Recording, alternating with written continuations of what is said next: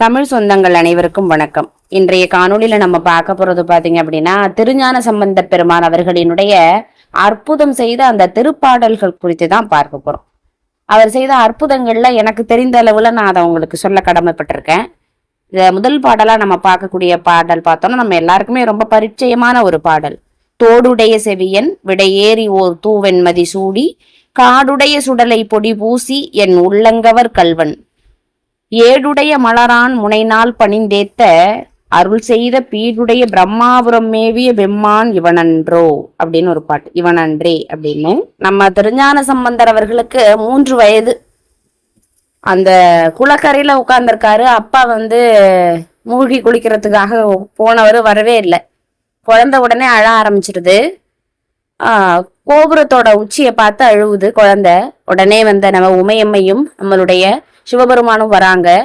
உமையம்மை கிட்ட பால் அமுது கொடுங்க அப்படின்னு சொல்லும்போது அந்த ஞான பால் அவர் குடிக்கிறார்.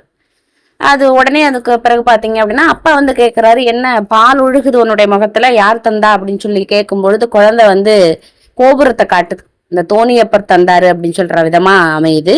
அந்த இடத்துலதான் இந்த பாடல் அவர் திருவாயிலிருந்து மலர்கிறது. இந்த பாடல் பாத்தீங்கன்னா அப்பன் அப்படின்னு சொல்லும் பொழுது நட்டபாடை இதுதான் அவருடைய முதல் பாடல். இந்த பண் எதிலிருந்து தொடங்குகிறது அப்படிங்கிறத நினைவுல வச்சுக்கோங்க. நட்டபாடை அப்படிங்கிறது தான். தோடுடைய செவியன் விடை ஏறி ஓர் தூவெண் மதிசூடி, சிவபெருமான் வச்சிருக்காரு இல்லையா அந்த நிலவு, அதை சொல்றாங்க. தூவெண் மதிசூடி காடு உடைய சுடலை பொடி பூசி என் உள்ளங்கவர் கல்வன் ஏடுடைய மலரான் உன்னை நான் பணிந்து ஏத்த அருள் செய்த பீடுடைய பிரம்மாபுரம் மேவிய பெம்மான் இவன் அன்றே. தேர்வு நோக்கில பார்க்கணும் அப்படின்னா இந்த பிரம்மாபுரம், இந்த கோவில் பார்த்தோம் அப்படின்னா திருப்பிரம்மபுரம் அப்படிங்கக்கூடியது சீர்காழியில உள்ள கோவில். இந்த சீர்காழி அப்படிங்கிறதுக்கே ஒரு 12 பெயர்கள். வேணுபுரம், புகழி, வெங்குரு, தோணிபுரம், பூந்தாராய், சிரபுரம், புறவம், சண்பை, கொச்சையவயம், கழுமலம், இதெல்லாம். இதுதான் இந்த முதல் பாடல், நம்ம நினைவுல வச்சுக்கணும். அடுத்ததா என்ன அற்புதம் செய்த பாடல் அப்படின்னு பார்க்கும்போது ஒரு மடம் இருக்குது. அந்த மடம் எங்க இருக்கு அப்படின்னு பாத்தீங்கன்னா திருமருகல்ல ஒரு கோயில்ல பாத்தீங்கன்னா ஒரு மடம் இருக்கு. அங்க ஒரு வணிகனும் அவன் கல்யாணம் பண்ணிக்க போற பொண்ணு, கல்யாணம் இன்னும் ஆகல, கல்யாணம் பண்ணிக்க போற பொண்ணோட அவன் அந்த மடத்துல தங்கி இருக்கிறான்.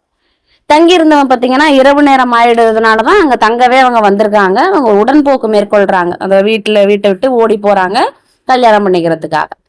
அப்போ அந்த மடத்துல தூங்கிட்டு இருக்கும் பொழுது ஒரு பாம்பு தீண்டிடுது அந்த வணிகனை. உடனே அவன் இறந்துடுறான். இவளுக்கு என்ன பண்றதுன்னே தெரியல இந்த கன்னி பெண்ணுக்கு. அவனை தொடவே தொடலை. இருந்தாலும் கூட ஒரே அழுவுறா. தொடாமலே நின்று அழுதுகிட்டே நிக்கிறா. என்னதான் அவன் அழுது புரண்டாலும் எதுவும் பண்ண முடியுமா? ஒண்ணுமே ஆகல. விஷம் இறங்கவே இல்லை. அவன் இறந்துட்டான். அவ கோபுரத்தை பார்த்து பார்த்து என்ன பண்றா, அழுவுறா. இந்த அழுக சத்தம் யாருக்கு கேக்குதுன்னா நம்ம ஞானசம்பந்த பெருமானுக்கு கேக்குது. அவர் இங்க வந்தாரு அப்படின்னு பாத்தீங்கன்னா அவர் தல யாத்திரை மேற்கொண்டிருக்கிறாரு. உடனே இந்த அபலை பொண்ணினுடைய குற்றத்தை நீக்கணுமே, குறைய நீக்கணுமேன்னு சொல்லிட்டு வராரு. என்ன செய்தி என்ன ஏதுன்னு கேட்கும்போது அவ எல்லாத்தையுமே சொல்றா. சொன்ன உடனே இவளுக்காக கண்டிப்பா ஏதாவது செய்யணும் அப்படின்னு சொல்லிட்டுதான் நம்ம ஞானசம்பந்த பெருமான் பாடக்கூடிய பாடல், அந்த அற்புதம் செய்த பாடல் 2வது பாடல் பார்த்தோம்னா, சடையாய் எனுமால் சரண்ணி எனுமால் விடையாய் எனுமால் வெறுவர் எழுமால் மடையார் குவளை மலரும் மருகல், திருமருகல் மலரும் மருகல் உடையாய் தகுமோ இவள் உன் மெலிவே அப்படின்னு. இவள் உள் மெலிவே, இவளுடைய உள்ளத்துல ஏற்பட்டிருக்கக்கூடிய இந்த மெலிவு, இந்த வருத்தம், இது தகுமா? இந்த திருமருகல் பதியில இது நடக்கலாமா? அவங்க உன்னையேதானே சரணம் அடைஞ்சு இங்க வந்திருக்காங்க. ஆனா இந்த திருமருகல்ல இப்படி ஒரு செயல் நடக்கலாமா? உன்னையே சரணடைஞ்சிருக்க, இவங்களுக்கு இது மாதிரி நடக்க கூடாதுன்னு சொல்லி நம்ம ஞானசம்பந்த பெருமான் பாடின உடனேயே அந்த வணிகன் தூங்கி எந்திரிச்சது மாதிரி எந்திரிச்சிடுறானா. சடையாய் எனுமால் சரண்ணி எனுமால் விடையாய் எனுமால் வெறுவர் எழுமால் படை ஆர் குவளை மலரும் மருகல் உடையாய் தகுமோ இவள் உள் மெலிவே. அடுத்ததா பாத்தீங்கன்னா திருவிழிமிழலை. அங்க ரொம்ப பஞ்சம் அதிகமா இருக்கு. அடியார்கள் எல்லாருக்கும் மிகுந்த வருத்தம். எந்த விதமான அன்னதானங்கள் செய்ய முடியல, சாப்பிட்றதுக்கு சாப்பாடு இல்லை, ரொம்ப பஞ்சம். அந்த நிலைமையில அந்த தலத்துக்கு யாரு போறாங்க அப்படின்னா நம்ம ஞானசம்பந்த பெருமானும் நாவுக்கரசர் பெருமானும் போறாங்க. அங்க போய் பார்த்தா இந்த பஞ்சம்னால அந்த அடியார்களுக்கு அன்னம் படைக்கிறதுக்காக திருநாவுக்கரசருக்கு நாளொன்றுக்கு ஒவ்வொரு பொற்காசுகள் கிடைச்சிடுது. ஒரு பீடங்கள்ல 2 பீடங்கள்ல ஒரு பீடத்துல திருநாவுக்கரசருக்கு காசு வச்சிடுறாரு நம்ம பெருமாள். ஆனா ஞானசம்பந்தருக்கு எந்த விதமான காசும் கிடைக்கல.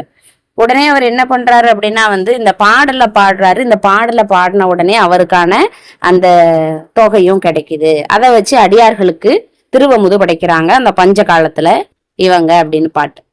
என்ன பாட்டு அப்படின்னு பார்த்தோம்னா, வாசி தீரவே காசு நல்குவீர் மாசின் மிழலை வீர் ஏசல் இல்லையே, இறைவனாயினீர் மறைகுள் மிழலை வீர் கரைகுள் காசினை முறைமை நல்குமே. மிழலை அந்த ஊர் பெயரும் வருது பாருங்க, மிழலை, திருவிழி மிழலை அந்த ஊர். இந்த பாடல் குறிஞ்சிப்பண்.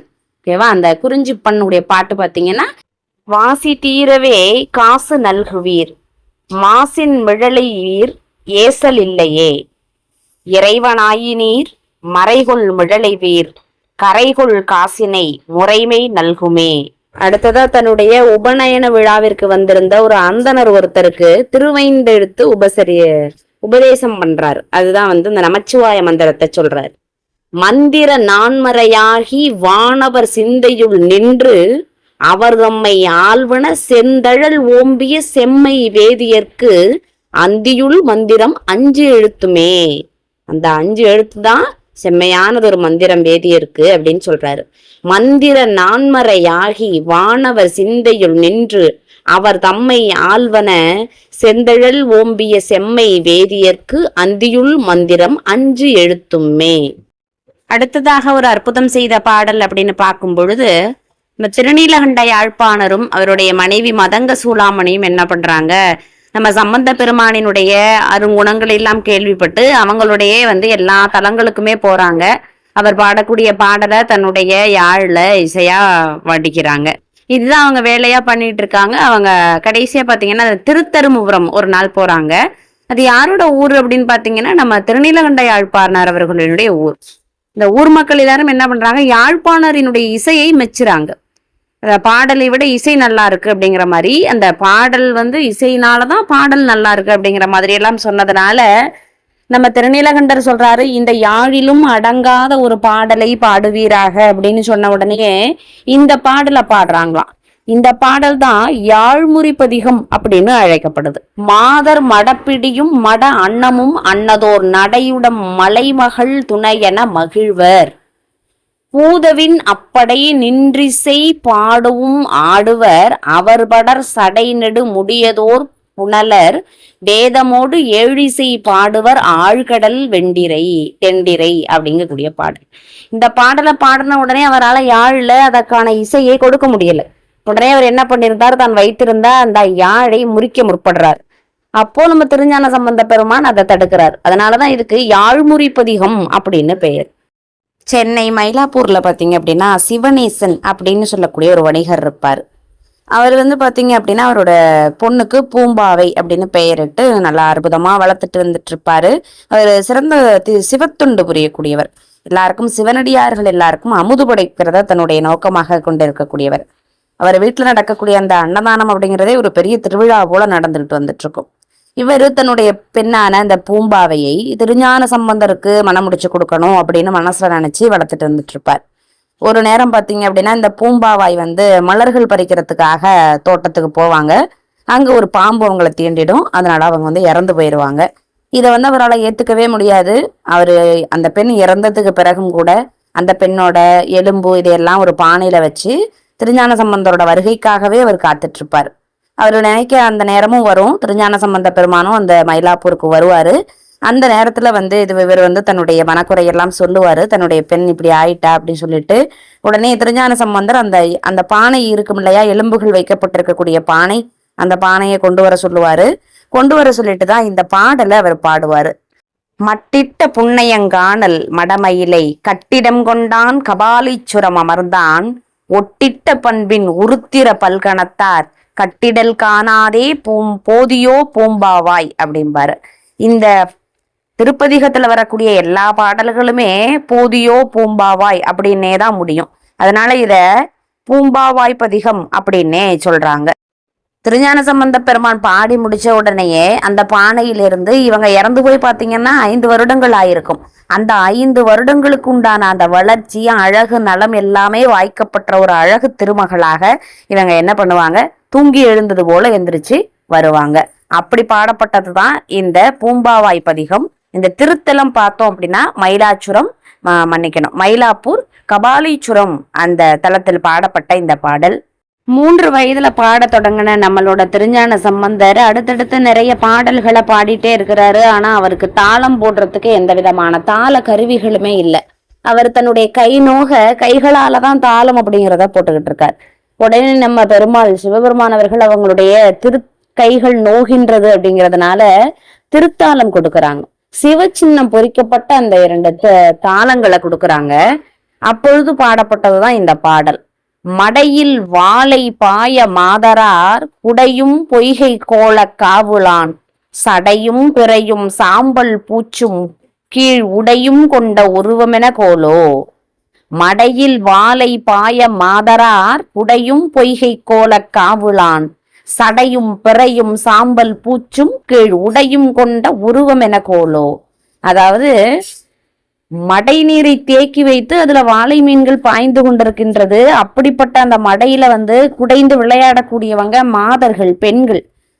இப்படிப்பட்ட ஒரு வளமிக்க நாட்டுல நம்மளுடைய பெருமான் ரொம்ப பட்டு பீதாம்பரங்களோட வாழ்ந்து கொண்டில்ல. சடைமுடி, ஜடாமுடி இருக்கு, பிறையை சூடி கொண்டிருக்கிறாரு, சாம்பலத்தான் பூசி இருக்கிறாரு. கீழே பாத்தீங்கன்னா கீழ் உடை ஒண்ணுதான் போட்டு அணிந்து கொண்டிருக்கிறார்.